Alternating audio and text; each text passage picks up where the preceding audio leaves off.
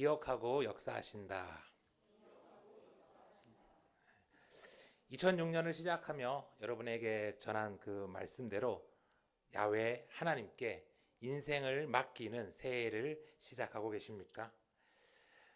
우리가 주님께 인생을 맡기면 그 순간부터 모든 게 좀 술술 풀리고 잘 되고 하는 일마다 대박이 나면 참 좋겠는데, 그러면 우리 야훼 하나님께 인생을 맡기는 것이 조금 더 수월할 텐데 세상 일이라는 게 그렇지 않을 때가 참 많죠.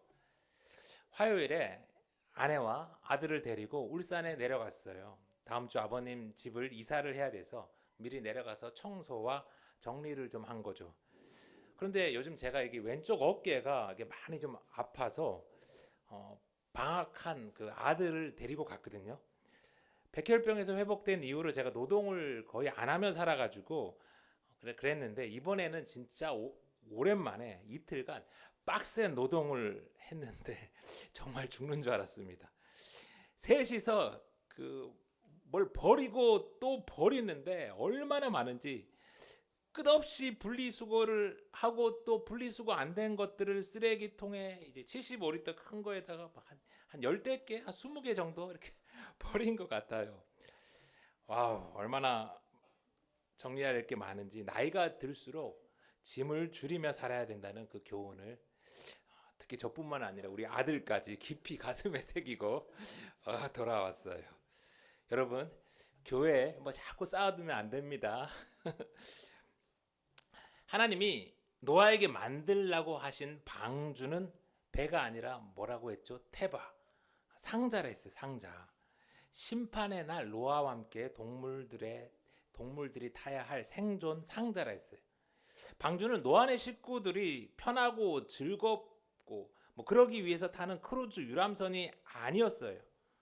그러면 그 방주를 노아와 노아의 가족들은 뭘 갖고 탔을까요? 요즘 금값이 사상 최고라고 하는데 금을 이렇게 노아의 가족들이 잔뜩 갖고 탔을까요? 이 금은 너무 무거우니까 가벼운 종이 달라, 아니면 나는 좀 머리를 쓴다고 비트코인을 이렇게 딱 챙겨서 방주를 탔을까요? 아닙니다. 창세기 6장 21절을 보세요. 너는 먹을 모든 양식을 내게로 가져다가 저축하라. 이것이 너와 그들의 먹을 것이 되리라. 하나님의 말씀대로 노아와 그의 가족들은 생존을 위한 최소한의 양식과 필수품만 가지고 방주에 탄 거예요. 여러분, 심판의 날이 되니까요, 그동안 세상에서 가치 있었던 금은보화가 아무짝에 쓸모가 없어졌어요.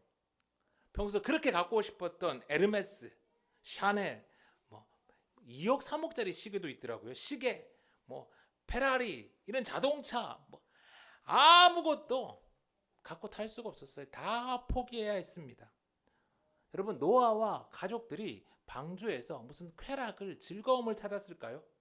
방주 바깥에서 사람들이 다 죽어가는데 방주 안에서 무슨 쾌락을 찾았을까요?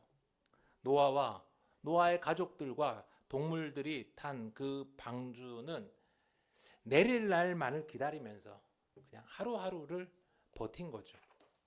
여러분, 구원의 방주, 교회로 모인 우리가 마지막 때를 사는 것도 마찬가지입니다. 교회로 산다는 것은요, 새 하늘과 새 땅을 기다리면서 그날까지 좀 불편해도 좀 재미없어도 함께 버티며 견디며 살아가는 거예요. 천국을 소망하면서 땅에서는 심플 라이프를 사는 거예요. 아멘. 거대한 배에 대해서 이렇게 연구하는 조선 공학자들이 대양에서 큰 파도와 풍랑을 만날 때 배가 침몰되지 않는 가장 안전한 그 배의 비율을 연구했대요. 실험을 하고 연구를 했더니 그 결과가 노아의 방주의 길이 300규빗, 너비 50규빗, 높이 30규빗과 거의 동일하게 나왔다고 하죠. 거기다가 일반적인 배들은 이게 이렇게 가름하게 생겼잖아요. 잘 가야 돼서. 그 갑판 위가 이렇게 넓고 밑은 좁고. 그런데 파도가 치면 이렇게 물이 들어오기 쉬운데 이 노아의 방주는 어때요? 윗면이 완전히 다 틀어막혀 있는 직사각형의 상자였어요. 잠수함처럼. 그러니까 위에 물이 들어오지를 않는 거예요. 그래서 하나님은 노아에게 날렵한 전투함이 아니라 아름다운 여객선이 아니라 사람들 보기에 참으로 이상한 길쭉한 네모 상자를 만들게 하신 거죠. 여러분, 어떤 교회는요 호텔처럼 아름답습니다. 어떤 교회는 참 크고 멋집니다. 그런 교회를 보면서 많은 생각이 들 때 여러분, 우리는 하나만 생각해야 됩니다. 노아의 방주처럼 내가 이 교회에 몸담으면 살 수 있는가, 그렇지 않은가. 하나님이 우리에게 만들어라, 들어가라, 그리고 그 안에 머물라고 말씀하신 교회는요 크루즈가 아니라 구원의 방주라는 것을 잊지 마세요. 여러분, 노아의 방주에는 또 뭐가 없다고 했어요? 일반적으로 배에 있는 닷, 돛, 키, 엔진, 뭐 그런 장치들, 사람이 가고자 하는 대로 배를 가게 하는 그런 것들이 하나도 없다라고 했어요. 여러분, 교회는요 사람들이 가고자 하는 곳으로, 원하는 곳으로 가기 위해서 만드는 조직이 아닙니다. 교회는 하나님이 이끄시는 대로 가는 곳이에요. 그래서 노아의 방주에는요 한 가지 더 없는 게 있었어요. 뭘까요? 보통 배에는 다 있는, 배 안에서 배 밖의 상황을 볼 수 있는 옆에 창문들이 없어요. 창문이 없으니 이 방주를 만든 노아조차도 방주 안에서 방주 밖을 볼 수 없었고 아무것도 판단할 수가 없었어요. 방주의 옆면에 출입문이 하나 있긴 있었는데 심판이 시작되니까 어떻게 되었어요? 하나님이 친히 그 문조차도 닫아버리셨어요. 그렇게 방주의 옆면에는 안에서 바깥을 보고 판단할 수 있는 문이 하나도 없었어요. 대신 방주의 창은 천정에 창이 하나가 있었죠. 창세기 6장 16절. 거기에 창을 내되 위에서부터 한 규빗에 내고 그 문은 옆으로 내고 상중하 3층으로 할지니라. 여러분, 저도 안 타봤는데 크루즈는 이 여객선은 이 층별로 요금이 다 다르다고 합니다. 아래에서부터 방값이 제일 싸고요. 그 위로 올라갈수록 비싸대요. 같은 층도 이 창이 있냐 없냐, 창이 있으면 뷰가 좋냐 그렇지 않냐에 따라서 방값이 다 다르다고 합니다. 당연히 탁 트이고 멀리 바다를 시원하게 좋은 경치를 감상할 수 있는 가장 높은 곳이 가장 비싸다고 하죠. 그만큼 바다를 여행하는 사람들에게는 이 창과 뷰가 아주 중요해요. 그런데 그건 즐거움을 위한 크루즈의 경우이고 노아의 방주는 생존이 목적인 상자라고 했잖아요. 그러므로 아예 물이 들어오기 쉬운 창을 방주에서는 없앤 거예요. 그리고 무엇보다 이 방주는요 안에서 밖을 볼 창이 필요가 없었어요. 왜요? 창 밖에는 물에 빠져 죽은 사람들의 시체가 가득했었으니까. 창 밖에는 수시로 온 세상을 부수고 휩쓰는 그런 파도가 겁나게 닥쳐왔으니까. 창 밖에는 볼 필요가 없는 것들이, 아니 봐서는 안 되는 것들이 가득했으니까요. 창이 있으면 어쩔 수 없이 세상이 심판받는 모습을 보게 될 것이고, 그러면 노아와 그의 가족들은 평생 그 트라우마에 시달렸을 거예요. 그래서 하나님은 방주에 탄 이들이 필요 없는 것들을 보지 않게 하시려고 아예 방주에 창을 만들지 않게 하셨어요. 대신 방주의 천장에만 창을 내게 하셨죠. 왜요?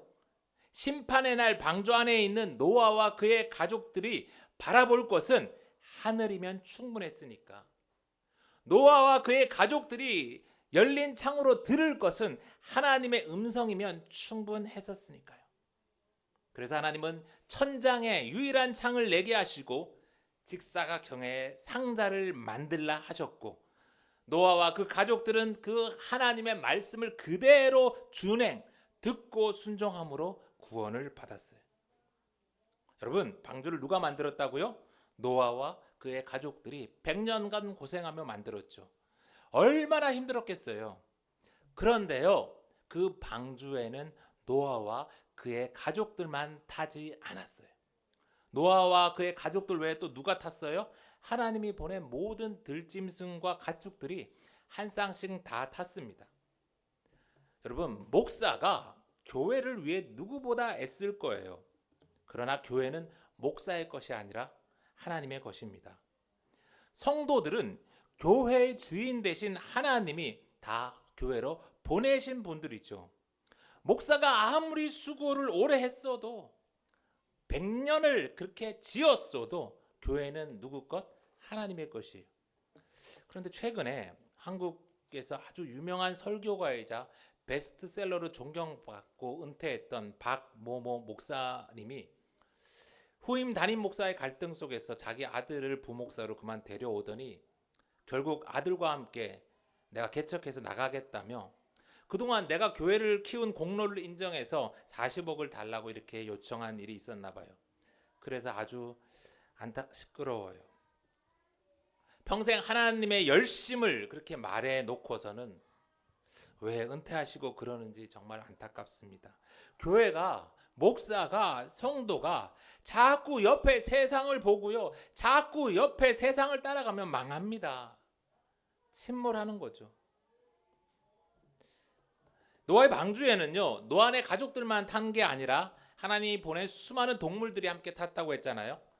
거기에는 골든 리트리버나 팬더, 이런 귀여운 애들만 있는 게 아니라 꿀꿀, 돼지, 냄새 나는 스컹크, 엄청 먹고 엄청 싸는 코끼리, 때로는 밤 늦게 준다고 막 이빨을 드러내는 늑대, 방주에는 정한 짐승뿐 아니라 부정한 짐승들까지 온갖 짐승들이 다 함께 있었어요. 여러분, 걔네들 누가 다 먹였고 걔네들이 싼 거 누가 다 치웠을까요? 노아와 그 가족들이었겠죠. 방주를 만드는 것도 힘들었지만 방주 안에서 버티며 살아가는 것도 결코 쉬운 일이 아니었을 거예요. 여러분, 마지막 때 수많은 사람들이 살겠다고 모여든 올라탄 교회도 마찬가지입니다. 그럴 때 어떻게 해야 합니까? 내 마음에 안 드는 이가 있다고 방주에서 뛰어내릴 거예요? 냄새 난다고 힘든 일을 해야 한다고 그냥 성질 난다고 뛰쳐내릴 거예요? 어떻게 하든 방주 안에서 버텨야 합니다. 누구 때문에, 무엇 때문에 뛰어내리면 나만 손해예요, 나만. 물론 다른 방주로 잘 갈아탈 수 있으면 또 살 수도 있겠지만 내린 뒤에 어영부영 하다가 다시 못하고 또 저 방주 편해 보인다고 엉터리 방주 타면 끝인 거죠. 노아의 방주처럼 교회는 크루즈가 아니라 심판의 날을 대비한 생존 상자, 좀 좁고 냄새나고 불편해도 새하늘과 새 땅에 도착할 때까지 버텨야 합니다. 인스타와 드라마 같은 것 속에서 다른 이들은 다 저렇게 잘 먹고 잘 놀고 잘 사는데 교회로 사는 나는 왜 이 고된 일과 악취와 맨날 똑같은 음식에 왜 이런 삶을 살까 하는 생각이 들 때 여러분 어떻게 해야 한다고요? 열린 창문을 통해서 하나님을 바라보아야 합니다. 인스타가 아니라 천정에 열린 창문을 통해서 하나님의 음성을 보고 들어야 돼요. 시편 121편 1절 다 같이 시작. 내가 산을 향하여 눈을 들리라. 나의 도움이 어디서 올까? 나의 도움은 천지를 지으신 여호와에게로다. 여러분, 성경 어디에 노아가 불평했다는 말을 찾아보셨습니까? 무려 500년을 어르신들을 섬기고 다시 100년을 방주를 만들었고 그리고 이제 언제 내릴지도 모를 방주 안에서 끝없이 동물들 먹이고 똥 치우는 일을 계속 반복하는데도 노아는 불평하지 않아요. 어떻게 이럴 수가 있었어요? 노아를 조롱하던 세상 모든 이들이 바로 방주 밖에서 빠져 죽었으니까. 노아는 그때 자기 자신과 아내와 내 자식들과 자식들의 아내들까지 다 구원받았으니까 다른 무엇과도 비교할 수 없는 생명을 은혜로 받았으니까 노아는 불평하지 않는 거예요. 여러분, 예수님 믿고 구원받으셨어요? 여러분, 영생을 선물로 받으셨습니까? 정말 그래요? 우리는 노아와 같이 100년 동안 방주를 만드는 수고를 하지 않았는데도 어떻게 그럴 수 있죠? 노아보다 훨씬 더 오래전부터 하나님이 우리의 구원을 준비하셨고 이를 위해 예수님께서 친히 하늘 보좌를 버리고 이 땅에 인간으로 오셨고 예수님께서 친히 저와 여러분을 살리기 위해 저 십자가에 달려 죽으셨으니까 그렇게 됐잖아요. 그런데 우리는 그저 예수님을 믿는 것으로 구원받았어요. 우리는 100년이나 수고하며 방주를 만든 노아보다도 더 큰 은혜를 받은 사람들이에요. 그러니 교회로 살아가며 좀 힘든 일을 만나도 우리 불평하지 맙시다. 그러니 인생이 좀 돌아가고 좀 어려움이 찾아와도 불평하지 맙시다. 홍해를 건너게 하신 그 놀라운 은혜를 경험하고도 불평하다가 광야에서 다 망한 그런 이스라엘의 잘못을 우리는 반복하지 맙시다. 아멘. 그렇게 열린 창을 통해서 하나님을 보며 하루하루를 견디며 사니까 노아에게 무슨 일이 일어납니까? 8장 1절. 하나님이 노아와 그와 함께 방주에 있는 모든 들짐승과 가축을 기억하사 하나님이 바람을 땅 위에 불게 하심에 물이 줄어들었고. 하나님이 기억하시고 하나님이 역사하셨어요. 이전 7장의 하나님은 야훼 하나님, 언약의 하나님, 구원의 하나님이셨다면 오늘 8장 1절에서는 엘로힘 하나님, 세상을 심판하시고 역사를 운행하시는 창조주 하나님이 노아에게 다시 나타나셔서 역사하십니다. 엘로힘 하나님이 방주에서 고생하시는 노아와 그의 가족들 그리고 방주에 있는 모든 들짐승과 가축들을 기억하셨대요. 와이즈코르, 그냥 생각하는 게 아니라 하나님이 방주에 있는 모든 이들을 새기고 계셨대요. 요셉이 죽고 애굽의 왕이 바뀌자 이스라엘 자손은 고된 노동으로 너무나 힘들었어요. 그들이 그 노동으로 탄식하며 부르짖을 때 출애굽기 2장 24절 하나님이 그들의 고통 소리를 들으시고 하나님이 아브라함과 이삭과 야곱에게 세운 그의 언약을 기억하사 하나님이 이스라엘 자손을 돌보셨고 하나님이 그들을 기억하셨더라. 와이시마 엘로힘, 하나님이 들으셨고 와이즈코르 엘로힘, 하나님이 기억하셨어요. 이사야 49장 15절 여인이 어찌 그 젖 먹는 자식을 잊겠으며 자기 태에서 난 아들을 긍휼히 여기지 않겠느냐. 그들은 혹시 잊을지라도 나는 너를 잊지 아니할 것이라. 내가 너를 내 손바닥에 새겼고 너의 성벽이 항상 내 앞에 있나니. 이스라엘은 하나님을 잊어버릴지라도 하나님은 어떻게 하신다고요? 내가 너를 잊지 아니할 것이다. 기억하시되 잊어버리지 않도록 내가 너를 내 손바닥에 새겼고 너의 성벽이 항상 내 앞에 있도록 하겠다. 할렐루야. 방주를 만드느라 그 고생한 노아와 그 가족들, 또 방주에서 모든 짐승과 가축들을 돌보느라 고생한 노아와 그 가족들을 하나님은 손바닥에 새겼고 잊지 않으셨어요. 그리고 어떻게 하세요? 엘로힘 하나님이 루아흐, 바람을 땅 위에 불게 하셔서 물이 줄어들게 하세요. 여러분, 우리가 믿는 하나님이 이런 분이십니다.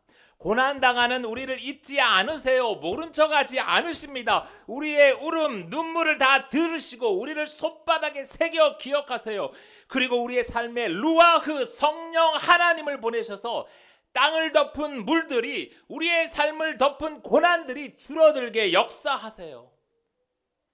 그러니 2026년 야훼 하나님께 우리의 인생을 맡깁시다.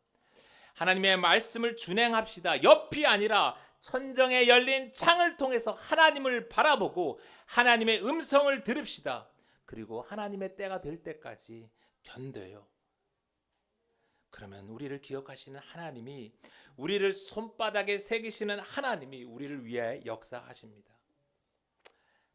우리 한 가지를 더 기억해요. 여러분, 노아의 방주도 이 땅의 교회도 우리가 영원히 머물 초소가 아닙니다.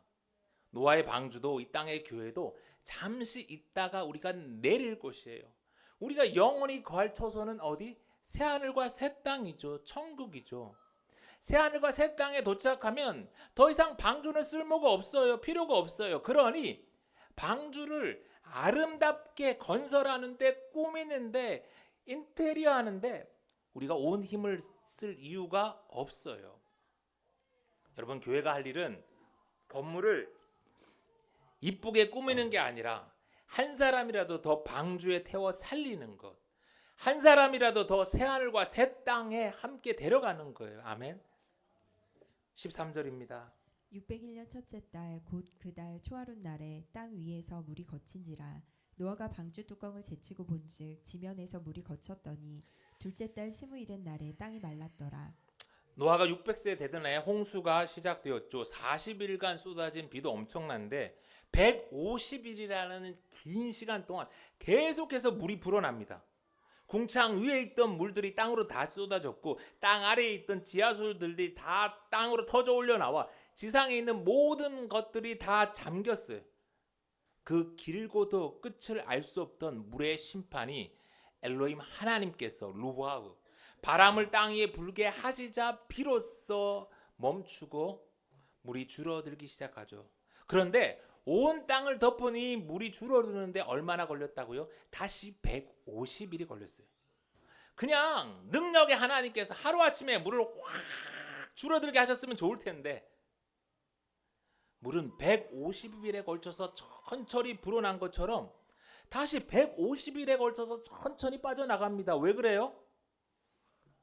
하루아침에 이 세상을 덮었던 물이 확 빠져나가면 이 물렁물렁해진 이 땅이 견딜 수가 없으니까 하나님은 서서히 물이 빠져나가게 하신 것 같아요. 여러분, 우리 인생도 마찬가지입니다. 하나님께서 분명히 바람을 보내주셨는데 성령님께서 우리를 도우시는데 때로는 너무 더디게 진행되는 것 같을 때가 있죠.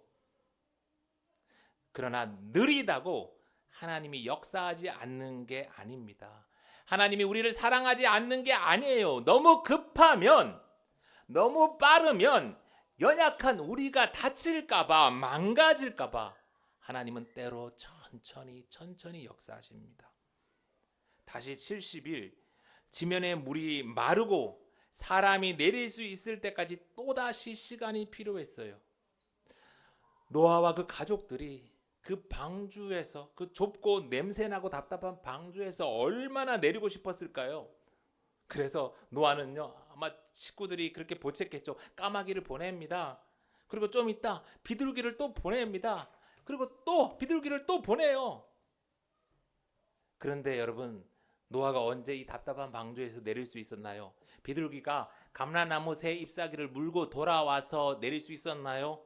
다시 보낸 비둘기가 이번에는 돌아오지 않는 것을 확인하고 이제 땅이 말랐으니까 내리기로 했나요? 아닙니다. 성경을 다시 잘 보세요. 15절. 하나님이 노아에게 말씀하여 이르시되 너는 내 아내와 내 아들들과 내 며느리들과 함께 방주에서 나오고 너와 함께한 모든 혈육 있는 생물 곧 새와 가축과 땅에 기는 모든 것을 다 이끌어내라.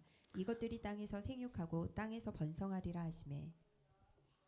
노아는요, 까마귀 보고 비둘기 보고 자기 판단이 아니라 하나님이 노아에게 이제 내리라 말씀하실 때 방주에서 내립니다. 여러분, 믿음이 무언가요? 야훼 하나님께 인생을 맡긴다는 게 무언가요? 노아는 100년 동안 온갖 고생을 하고 내 손으로 방주를 만들었잖아요. 노아는 1년 하고도 17일을 더 방주에서 가족들과 온갖 동물들을 다 돌보았어요. 노아는 정말로 훌륭한 선주였고 탁월한 선장이었죠. 그럼에도 노아는 내리는 것 또한 자기 판단이 아니라 하나님의 말씀대로 준행했어요. 히브리서 11장 7절. 믿음으로 노아는 아직 보이지 않는 일에 경고하심을 받아 경외함으로 방주를 준비하여 그 집을 구원하였으니 이로 말미암아 세상을 정죄하고 믿음을 따르는 의의 상속자가 되었느니라. 하나님을 믿는다는 것은요, 노아와 같이 사는 것입니다. 이제 말씀을 마칩니다. 노아와 같이 야훼 하나님께 우리의 인생을 맡깁시다. 인스타가 아니라 하늘로 열린 창을 통해 하나님을 바라봅시다. 하나님의 말씀을 들으며 우리 힘들지만 노아처럼 견뎌보아요. 그러면 하나님이 노아처럼 우리의 상황도 다 아시고 기억하시고 역사하실 것입니다. 그렇게 노아처럼 하루하루 사명을 다하며 살아가다가 새하늘과 새 땅에서 주님과 다 함께 영생하는 저와 여러분이 다 되기를 간절히 소망합니다.